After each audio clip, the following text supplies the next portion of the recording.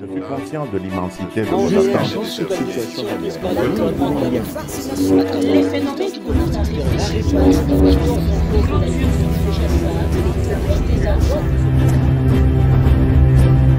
RTVS 1. La passion de l'information.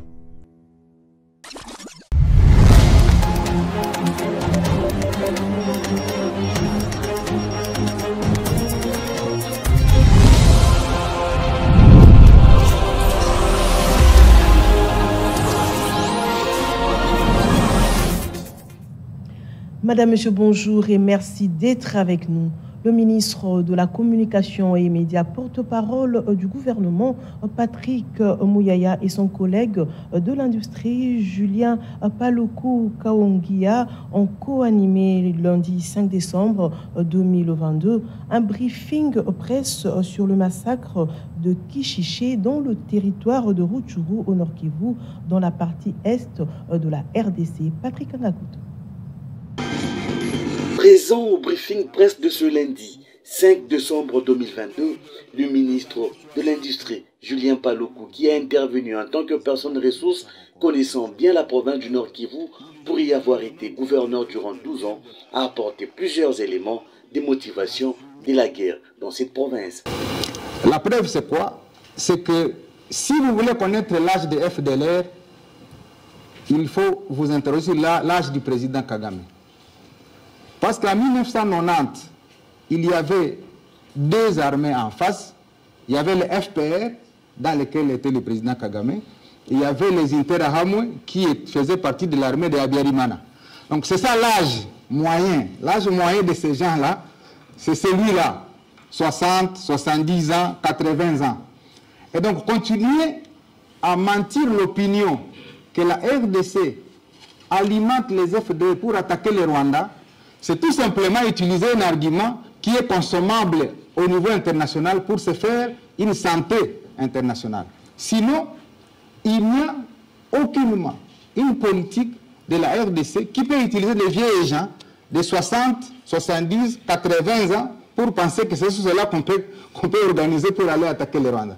Mais comme c'est une partie des génocidaires qui étaient restés au Congo et qui errent dans la forêt. Si vous le voyez, c'est des vieilles gens qui vivent de la cueillette, de la chasse dans les forêts, qui ne peuvent constituer aucunement une menace. Le porte-parole du gouvernement, Patrick Muyaya Katembwe, a quant à lui salué la détermination du gouvernement de la République à pouvoir mettre fin aux hostilités dans la partie est de la RDC. Le problème sécuritaire à l'Est est complexe et il existe depuis une vingtaine d'années. Mais jamais on n'a été dans une fenêtre aussi proche de la sortie, ne fût-ce qu'en termes de volonté politique exprimée, d'engagement des acteurs.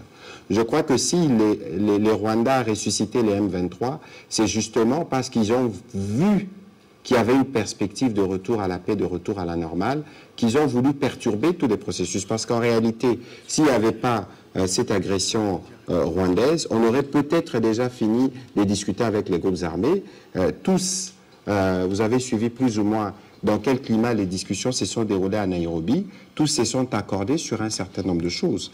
Lorsque chacun veut assurer sa sécurité, c'est le début de l'insécurité. C'est pour ça qu'il existe un État, il existe une armée, il existe une police pour être sûr que la vie est régulée. De toute évidence, pour nous comme gouvernement, il y a une volonté claire de mettre en place le programme des PDDRCS qui va permettre de retourner à la vie civile ces compatriotes pour qui la société doit aussi trouver une réponse. Dans son message, Patrick Muyaya Katembwe, porte-parole du gouvernement, est revenu sur les points saillants abordés lors du dernier Conseil des ministres du vendredi 2 décembre 2022, notamment sur la communication du président de la République, Félix Antoine Tshisekedi Tshilombo, qui a dénoncé le massacre odieux à Kishiché dans le territoire de Rutshuru, au Nord Kivu, qui a conduit à la mort de plusieurs compatriotes.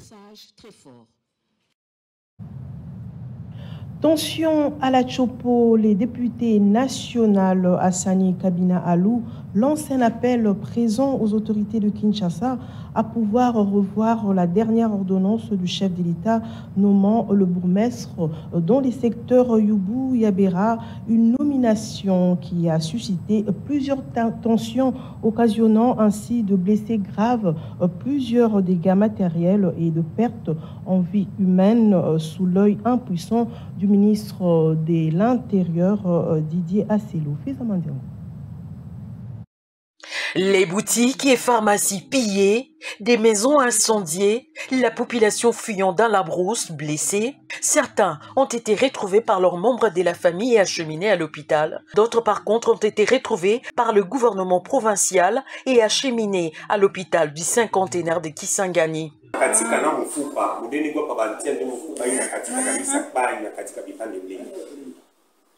C'est pas possible. Hii haikuwa tukuterenge bekuwa na operi bana mchoma hapa na bana mkata mkono. Mchoma mkuki hapa kwa ndio. Bana mpasura mkono. Ce n'est pas possible. Wewe jina kona? Jina Amba Andoli Michel. Amba Andoli Michel. Wewe vile tu victime. Huko wako ulikuwa na maneno yako bakuya bule tu hivi. 50 pesos. Est-ce que bato bakati opota oyo ko babango ko identifier bango so babeki opata bango? Bakati na putu kala ndiko na chuma kindu wana. Menace na menace kutu na bisu ba lupiye ba joko. Singa ite bato to pekisa ko pekisa de bakati ka bisu ba puta. Voilà ce qui a motivé l'élu de Banalia, Hassani Kabina Alou, a formulé une motion d'information au bureau de l'Assemblée nationale au cours d'une plénière. Une manière pour Hassani Kabina Alou de solliciter l'implication du bureau Mbosso afin qu'il diligente une enquête rapidement. Des atrocités qui ont surgi suite à la récente nomination par ordonnance présidentielle d'une bourgmestre à la tête du secteur de Loubou-Yabera. Contrairement à ce que disent les détracteurs du député national Hassani Kabina Alou, les images prouvent le contraire. L'ANAFEC a répondu favorable à la marche des évêques catholiques pour dire non à la balkanisation de la RDC et à l'hypocrisie de la communauté européenne. Son président ville-province de Kinshasa, Godefroy Mwamba Michipaku, avec le membre de Mwamba, fustige l'attitude de la communauté européenne qui a octroyé 20 millions de dollars américains au Rwanda. L'appel à la marche pacifique lancé par les évêques catholiques en date du 4 décembre 2022 dans le but de dire non à la balkanisation de la partie est de la RDC par le 1-23 a été bien suivi par l'Alliance nationale du fédéralisme linguiste ANAFEC. Godefroy Mwamba Mushimpaku, président interfédéral ville-province de Kinshasa, ensemble avec le membre de l'ANAFEC Mwamba, se sont montrés déterminés pour en finir avec Paul Kagame. Voici les temps forts qui ont caractérisé cette marche. Dès la paroisse Reine des Apôtres à Rigini, sans calico ni effigie du parti, mégaphone en main pour lancer de messages patriotiques chemin faisant, en passant par Rond-Point Gaba, avec comme point de chute échangeur. Voilà ce qui a caractérisé cette marche. Une marche de soutien. De soutien d'abord au FARDC, qui est notre armée qui est en train de se comporter dignement au niveau de front. Le soutien à toute la population de l'Est qui est en train de souffrir. D'autres, au moment où je vous parle, ont été massacrés avec le soutien de l'Union européenne. Il y a d'autres aussi qui sont en train de dormir dans la brousse parce qu'ils sont en train de fuir l'ennemi. Donc cette marche-ci leur est dédiée. Nous dédions aussi cette marche au chef de l'État, Antoine Félix Tshisekedi Tshilombo, parce que c'est lui le commandant de l'armée. Face à cette menace pressante de la balkanisation de la RDC par le 1-23, Godefroy Mwamba Mushipaku donne une mission spéciale au FARDC, celle de capturer Paul Kagame et de le ramener dans la capitale congolaise. La République démocratique du Congo et la justice congolaise doivent faire un effort pour que Kagame vienne ici répondre au massacre qu'il est en train de s'aimer en République démocratique du Congo. Mais Kagame n'est pas notre objectif, parce que celui-là n'est qu'un sous-traitant, mais plutôt l'Union européenne qui vient de donner 20 millions de dollars à l'armée rwandaise pour que cette armée vienne massacrer les enfants de la République démocratique du Congo. Nous disons à tous les Congolais que les intérêts occidentaux en République démocratique du Congo doivent être nos cibles, parce que c'est à partir de leurs intérêts qu'ils financent la guerre contre notre pays et la guerre des massacres dans notre pays. Le président de l'ANAFEC, ville province de Kinshasa, compte organiser dans le 2 prochains jours une autre marche pour soutenir le FARDC. Tout à fait autre chose, un nouveau programme qui va permettre la gestion durable de forêts en RDC vient d'être lancé officiellement lundi 5 décembre 2022 par le vice-premier ministre, ministre de l'Environnement et Développement durable, Eve Bazaïba. Le PGDEF est destiné entre autres à la mise en place du Fonds national RED+, destiné à la mise en œuvre du plan d'investissement. Patrick Angabou. C'est unième programme lancé officiellement par le vice-premier ministre au ministre de l'Environnement et Développement durable, Eve Bazaïba, poursuit parmi les objectifs la création des conditions d'une gestion plus durable de forêts congolais. Au nom des partenaires au développement, l'ambassadeur de la France salue la pose d'un jalon qui va désormais permettre la finalisation de ces grands chantiers. La France pleinement mobilisée politiquement, diplomatiquement, sur ce sujet de la protection et de la gestion durable et équitable des forêts du bassin du Congo. Pour rappel, quelques points.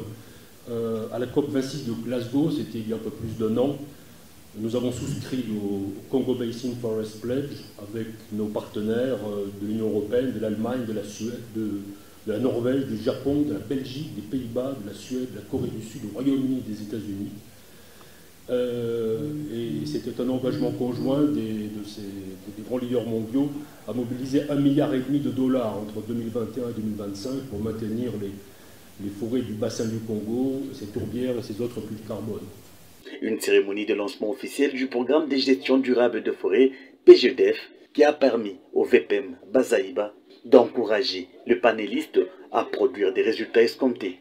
À l'occasion du lancement officiel du programme de gestion durable des forêts, PGDEF en sigle, et qui coïncide heureusement avec la journée du 5 décembre, journée nationale des larves. Ce programme nous permettra aussi d'accélérer les réformes sur la protection, la gestion durable et la valorisation de nos ressources forestières. C'est pourquoi j'ai dit tantôt que nous allons, à travers de ces programmes, mettre en place notre politique forestière. En vous invitant à des échanges fructueux, constructifs, ouverts, afin de mieux orienter une mise en œuvre réussie de cet important programme pour notre pays, ouvert l'atelier de lancement officiel du programme de gestion durable des forêts.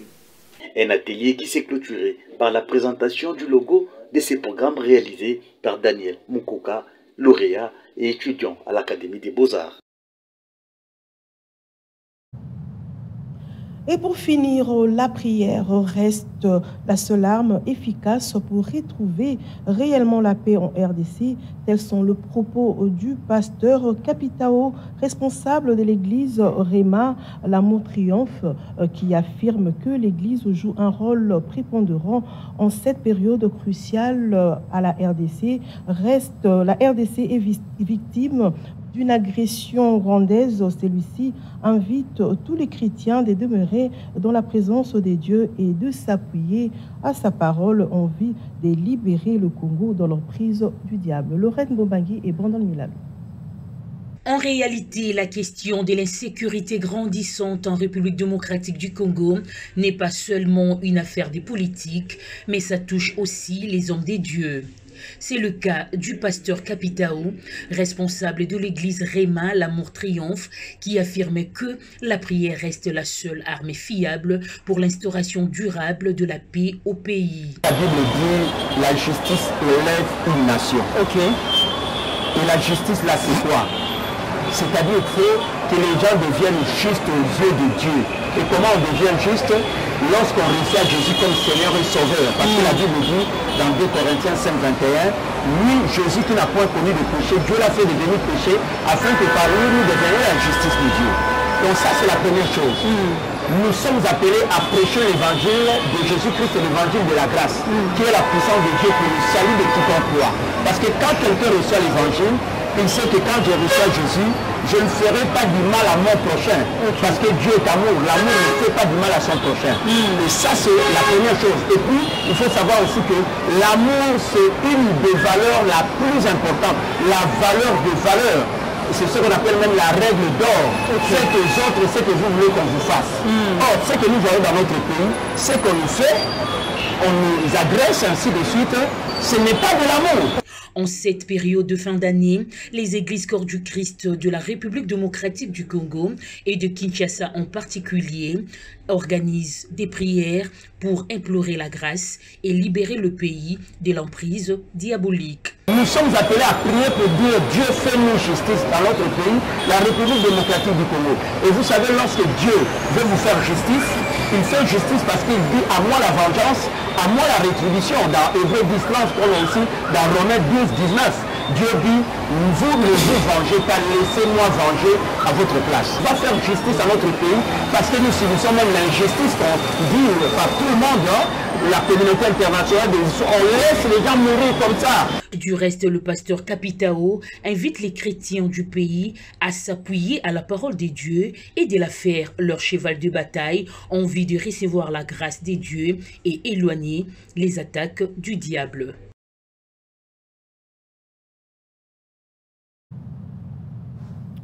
Voilà, fin de ce journal. Merci à vous de l'avoir suivi. Restez sur la télé démocratique.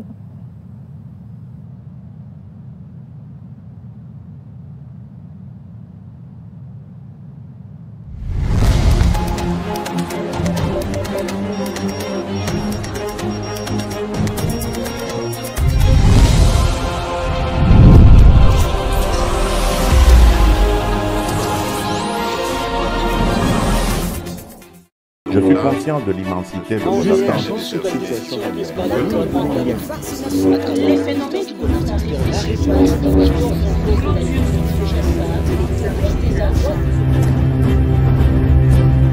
RTVS 1.